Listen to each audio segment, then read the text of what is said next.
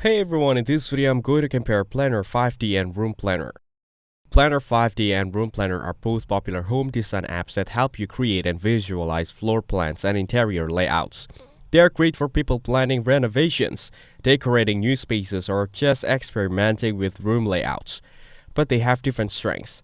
Planner 5D is known for its realistic 3D visuals and ease of use. You can switch between 2D and 3D views while building your room, and the interface is simple enough for beginners.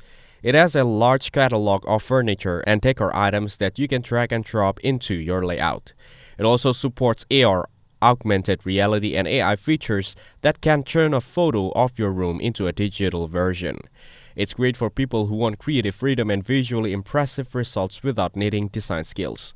However, some features and furniture items are locked behind a paid plan. Room Planner by IKEA is more focused on speed and simplicity. It's designed to help you quickly lay out furniture and task arrangements. You can plan by room type and customize dimensions, wall colors, and more. It's not as visually advanced as Planner 5D, but it loads fast and works well even on older devices.